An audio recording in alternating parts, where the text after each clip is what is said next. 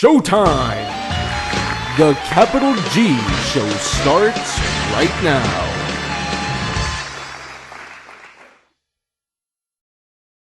What's up YouTube, Capital G here. We're talking about the infinitely interesting, very amazing, and much underappreciated or just flat out unknown lores in Yu-Gi-Oh!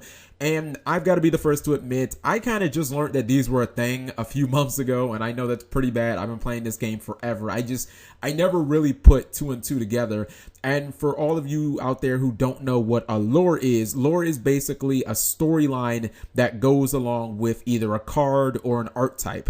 Now, before I get into the real nitty gritty of this video, I just want to preface everything I'm going to say with, I just learned about the lores and I really haven't looked that much into them. I haven't read a ton of them and most of my knowledge is secondhand. So I'm probably going to make a bunch of mistakes in this video. Don't punch your monitor, and I could easily have just read every single lore and then made a video 2 days after that and act like I'm an expert, but that would have been really insincere and it wouldn't have been genuine in my opinion. Now, obviously the most notable lore in all of Yu-Gi-Oh! Is the dual terminal lore, and I gotta keep it 100 with you guys. I had no idea that this was even a thing.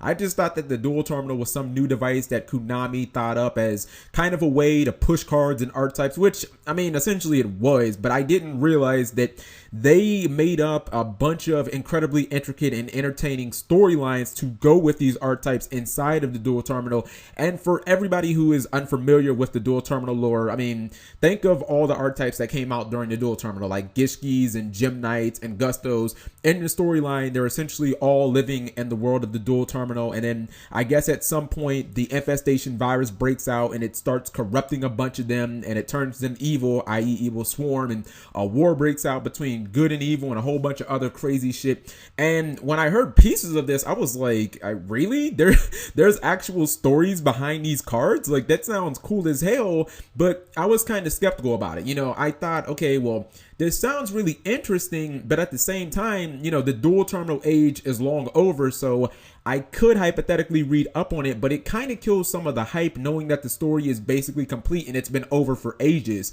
And this is where Konami, in my opinion, really shows their genius. Most of you guys watching this video already know, but for those of you guys who don't, Konami has basically taken the dual terminal storyline and they've integrated it into our core booster sets pretty seamlessly, in my opinion. I'll give you an example.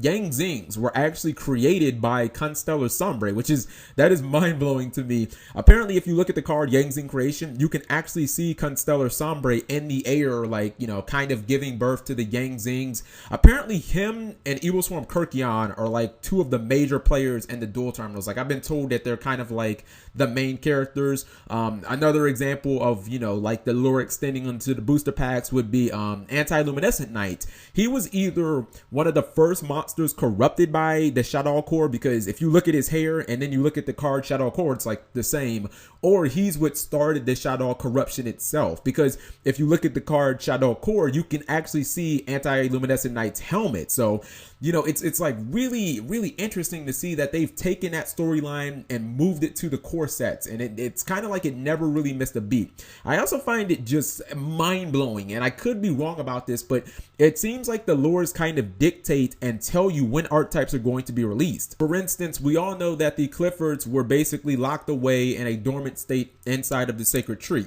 and they got released by the Shaddolls when Wenda decided she wanted to fuck up the tree for some reason.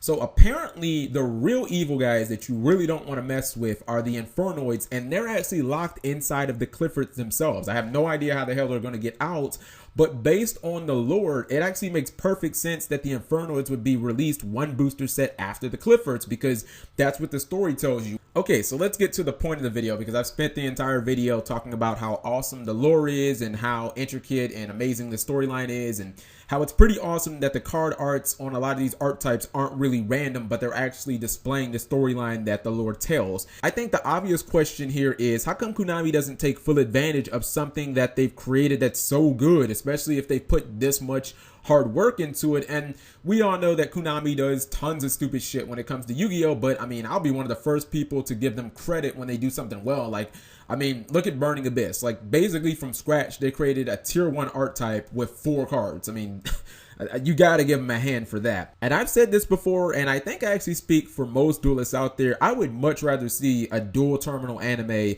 over the current Yu-Gi-Oh anime. I mean, they're in what, like the 5th or 6th run of this shit. I'm pretty sure that the current anime is probably very, very bad, but that's beyond the point.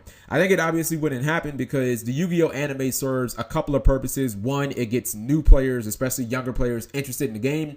And then second, it teaches them the current mechanics where a dual terminal anime wouldn't really teach you how to play at all. It would just be something that's really entertaining. But I would still love to see like maybe an animated web series or like an online manga that correlates directly with the dual terminal lore or just any of the storylines. I mean, I know that it's unlikely, but I just feel like they put so much work into making these storylines, so shouldn't they do it justice? So let me know what you guys think. Do you like Yu-Gi-Oh Lores? Do you enjoy the main big one, the dual terminal / now moved into the core set?